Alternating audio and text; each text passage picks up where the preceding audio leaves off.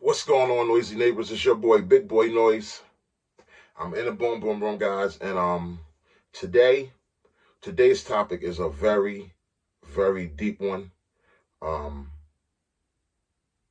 it's weird because we're actually about to enter into October, Halloween, October being a scary month. Um, and a lot of times in October, all the movies come out with serial killers and stuff like that. But today, I want to talk about my personal encounter, okay, with a serial killer.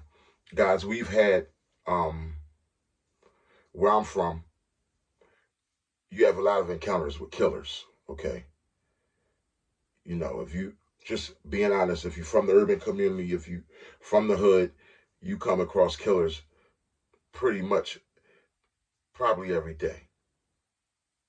Okay, and me personally, I've come had encounters with many killers.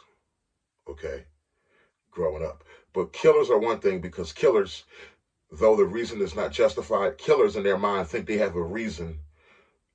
Well, there is a reason for what they do, but the reason is not right.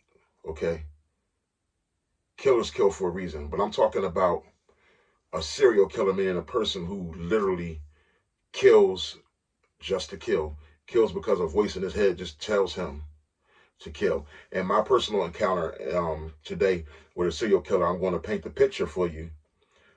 This is real. This is documented. Okay, this particular serial killer. Um, um, Kind of debating if I want to give you the exact, because he's in jail now, but give you the exact killer, serial killer, and you can go in the news reports and everything like that. I might attach him to the end of this video because this is how real it is. And this is, I want to let you guys know that it pays to have good energy. It pays to be pleasant, okay? And what you don't want to be is an asshole. Now this story is deep. Just check it out and get into the reason why I'm saying it pays to be pleasant, okay? Even though I know people still pray on the week, but it still pays to be pleasant, okay? So I'm working a uh, job I was working at. This was probably, what year would this have been? Hmm. This may have been 2010, 2008, around 2008. Wow, I'm getting old. 2008, 2010, somewhere around there, maybe 2006, apart, But I'm working at a job, and I remember it was at a hospital. Okay, it was at a hospital, and I was working at a job, and I remember like maybe twice a week, maybe three times a week. I remember this one particular guy that would come in. He just was strange. He would come in to pick up the like the what's the boxes that people put the needles in? Like I think it's the red box in every hospital room. You look in the corner, you see the little red box with the needles and stuff like that. The tools that have been used, they come to pick that type of stuff up. I guess to take it and go and burn it and do away with those type of things so it doesn't harm anybody else. They have germs and stuff like that. So he came to pick up. I forget the name of the little red box that's in the hospital rooms. It's in every hospital room. It's in different rooms. Um, I wouldn't. He wasn't a nuclear med, but it was like basically that's what he did. He picked up the boxes. Doggone, I forget the name of the boxes with all the needles in them. But anyway, and he did some other things. But it was seeing him, and he was a black guy, tall, skinny, but always had this look. He always had his head down. He was like kind of like paranoid. He would come in doing his job. He'd be like, you would see him, but he was always paranoid looking, like afraid, like literally like scary looking, but scary looking, like afraid of you, like afraid of people, but in like a weird kind of a way. And see, me being raised in the street, I know my senses go off with just certain kind of weirdness. All I knew is he just was weird. You know what I mean? But even with him being weird, he would be quiet, walk by, and not speak sometime, or he might just be doing his job, and I'd be like, "Hey, good morning, man." Because me, I say good morning to everybody. Just show regular love, just regular hospitality. Hey, good morning, partner. And he look up, hey, you know what I mean? Like, you know what I mean? But my energy doesn't change regardless of other people's energy, but it wasn't like he was angry. He would look up and speak, but it's like if I wouldn't speak, he wouldn't speak. This guy was just really strange. He just came in very quiet, come in to do his job. Like I said, tall. Uh, if I could picture a face, his face, I don't know if you guys follow basketball, but Rudy Gobert for the Utah, he's a center for the Utah Jazz. The guy, one of the first guys, the basketball player that came down with COVID, that might help y'all remember him. And he was playing about it. He was touching other people. And then it ended up being that he really did have COVID. Well, his face looked like that, but he was skinny, a little slimmer. He was tall, maybe about 6'3". Like I'm 6'6", but he was maybe a little shorter, but he was tall for the average person, skinny and just skittish looking. And I would see him and I always be like to myself, just during the weeks or whatever, dude is strange as hell. Dude is a weirdo, but that's my personal opinion. I never treated him differently or anything like that. But I was like, dude, always be like scared. I was like, something different. Something's just a little different about dude. You know what I mean? I never thought of anything threatening about him, just like that. Something's just different about him. And I had a coworker, man. He was an asshole toward me at this time. Later, me and him became kind of had a little bit better of an understanding about each other.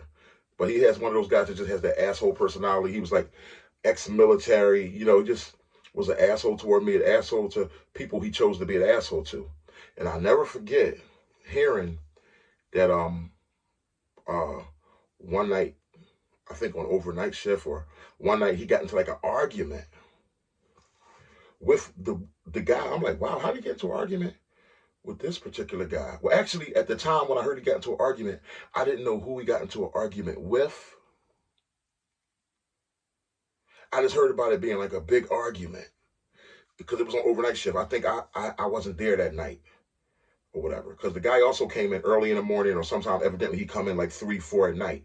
And he just gave a guy a big hard time. The guy just was coming in to pick up, the box like he normally does, but the guy needed a room opened up so he could get to, you see this guy every day to get to what he normally gets to so he could do his job.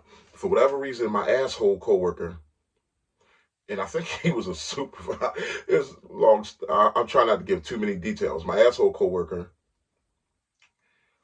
well, sir, you have to have blah, blah, blah to get in here. Whatever. It's like, now, you see this guy all the time. This guy's a regular. I'm just like, just open the door and let the guy get to what he needs to get to. You know what I mean?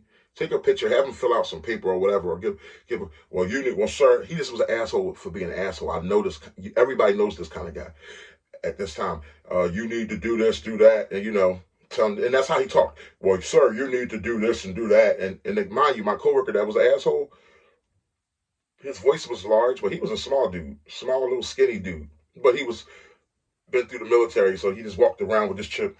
Hey, well, sir, you need to blah, blah, blah to get a key. And he could just be rude to you for no reason. I'm not opening that. You need to blah. It's like, dude, we understand. Everybody got a little bit of common sense. We understand this procedure, but it's like some things when you're working don't take all of that. It's very simple for you to it's not like you open it up. It's like, this guy works here. The guy has his ID and everything. He just doesn't have his key tonight or something. They didn't leave the door open for him to get to what he needs to get to.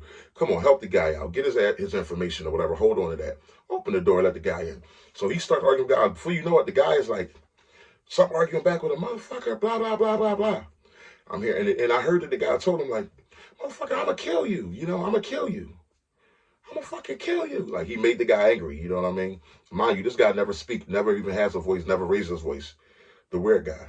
Okay, so, mind you, about another week or two go by, and all of a sudden, breaking news on the news, and all of the newspapers, this particular guy who I was talking about, the scary kind of guy, the skinny guy who just came through 3 times a week to do his job, this particular guy ended up being a serial killer. They have footage of him, and I might add it here.